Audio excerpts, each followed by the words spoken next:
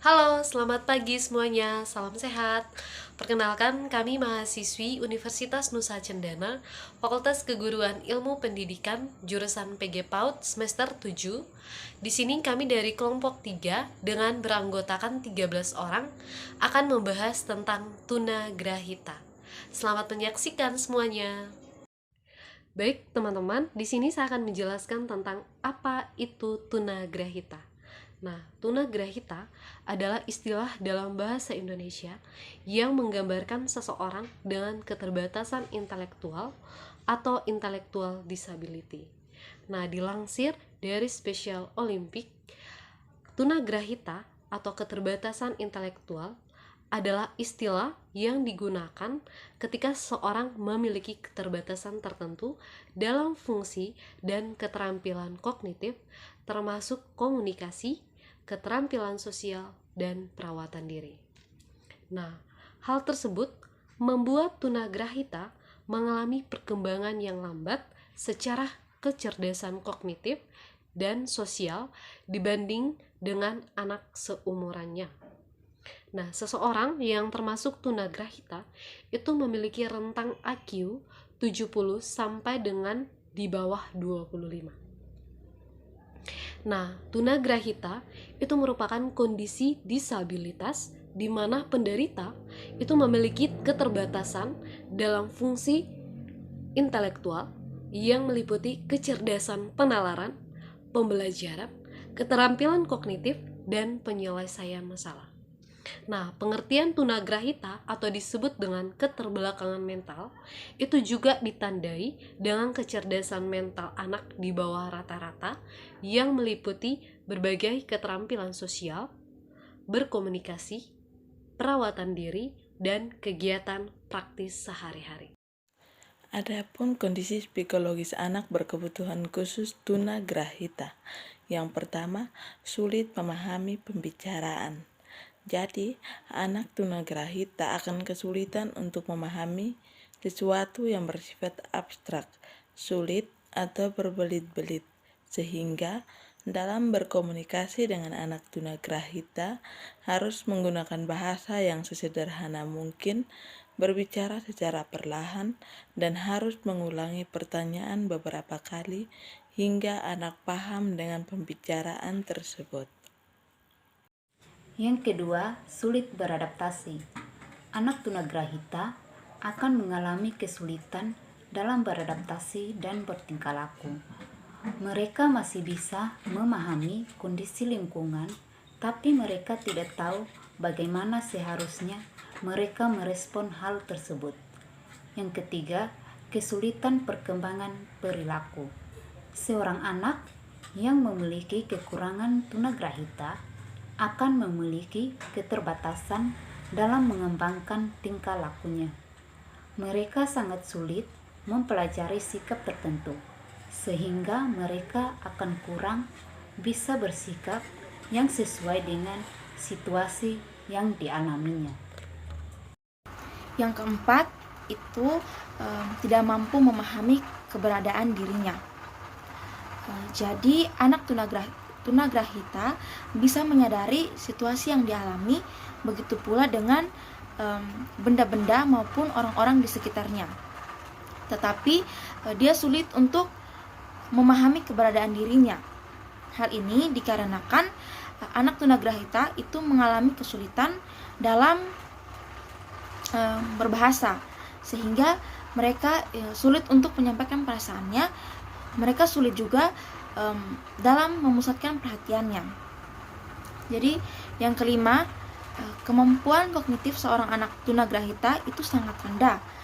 Jadi mereka itu sangat sulit berkonsentrasi dan memusatkan perhatian terhadap sesuatu, sehingga kita memerlukan teknik khusus untuk menarik perhatian atau mengajarkan mereka tentang suatu hal. 6. Mudah putus asa dan merasa tidak mampu. Meskipun anak tunagrahita memang memiliki kekurangan dalam memahami situasi yang dialami, mereka juga mudah merasa tidak mampu untuk mengerjakan suatu tugas yang dia terima. Hal ini dikarenakan sebelum anak tunagrahita telah sering melakukan kesalahan dan tidak mampu menyelesaikan tugas dengan sesuai. Percaya diri berkaitan dengan poin sebelumnya, di mana anak tunagrahita sering merasa tidak mampu dalam berbagai hal. Tentu hal ini akan mempengaruhi kepercayaan dirinya. Mereka akan sering merasa kurang percaya diri dan butuh untuk meyakinkan untuk mau melakukan sesuatu hal demi meningkatkan kemampuannya. 9. Memiliki toleransi yang rendah. Anak tunagrahita cenderung sulit menolerir hal-hal yang terjadi di sekitarnya. Mereka akan sulit memahami alasan atau penyebab terjadinya suatu kejadian. Nah, hal ini bisa saja membuat mereka mudah marah dan emosi. 10. Mudah terjerumus dalam lingkungan yang kurang baik. Seperti pada poin sebelumnya, bahwa anak tunagrahita mengalami kesulitan dalam memahami situasi dan sesuatu yang abstrak. Hal inilah yang bisa menyebabkan mereka mengalami kesulitan dalam memilih lingkungan yang baik dan benar, sehingga mereka itu mudah terjerumus dalam pergaulan yang buruk. Yang ke-11 yaitu suka menyendiri. Anak tunagrahita akan cenderung pendiam dan tidak suka di keramaian. Mereka akan lebih memilih untuk menyendiri dan asyik dengan dirinya sendiri. Hal ini mungkin berhubungan dengan kemampuan beradaptasi mereka yang juga kurang, sehingga membuat mereka sulit merasa nyaman di keramaian. 12. Kurang pertimbangan. Poin yang satu ini berkaitan dengan kemampuan mereka merencana dan memahami sesuatu yang abstrak. Ketidakmampuan tersebut membuat anak tunagrahita merasa sulit untuk dipertimbangkan sesuatu. Mereka tidak bisa membuat gambaran di masa depan terkait akibat yang mereka memilih melakukan sesuatu atau tidak melakukan sesuatu. 13. Tidak dapat memimpin dirinya maupun orang lain. Hal ini disebabkan karena anak memiliki kekurangan mental dan sudah terbiasa dilindungi dan selalu diatur oleh orang tua sejak kecil, sehingga menyebabkan anak kesulitan untuk memimpin dirinya maupun orang lain. Selanjutnya, strategi pembelajaran tunagrahita bagi anak-anak. Yang pertama, direct introduction merupakan metode pengajaran yang menggunakan pendekatan selangkah-selangkah yang terstruktur dengan cermat dalam memberikan instruksi atau perintah. Metode ini memberikan pengalaman belajar yang positif dan meningkatkan kepercayaan diri dan strategi untuk berprestasi. Pelajaran ini dirancang secara cermat, akan memberikan umpan balik untuk mengoreksi dan banyak kesempatan untuk melatih keterampilan tersebut. Strategi pembelajaran langsung merupakan pembelajaran yang banyak diarahkan oleh guru. Strategi ini efektif untuk menentukan informasi dan untuk membangun keterampilan tahap demi tahap. Direct introduction ini dapat memberikan kepada anak tunagrahita dengan mengkombinasi strategi ini dan dengan strategi pembelajaran lain.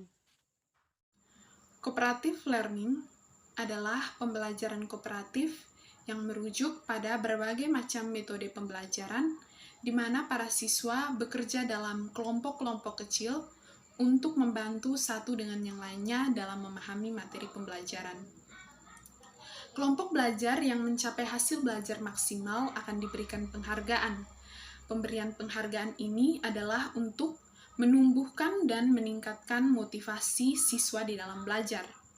Ada banyak alasan yang membuat pembelajaran kooperatif memasuki jalur utama praktik pendidikan. Di antaranya adalah untuk meningkatkan pencapaian prestasi siswa dan juga akibat positif lainnya yang dapat mengembangkan hubungan antar kelompok.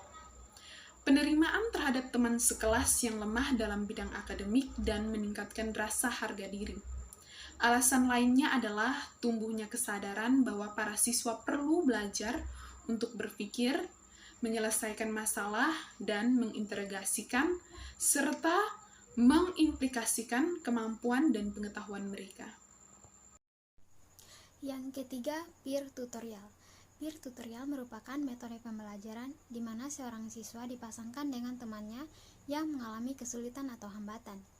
Oleh karena itu, lebih ditekankan pada siswa yang mempunyai kemampuan di bawah kemampuannya.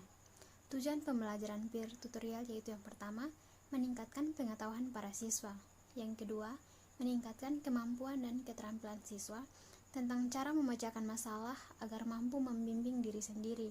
Yang ketiga, meningkatkan kemampuan siswa tentang cara belajar mandiri. Baik, sekian dan terima kasih.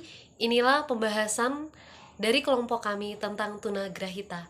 Terima kasih, semoga bermanfaat untuk kita semua. Salam sehat semuanya.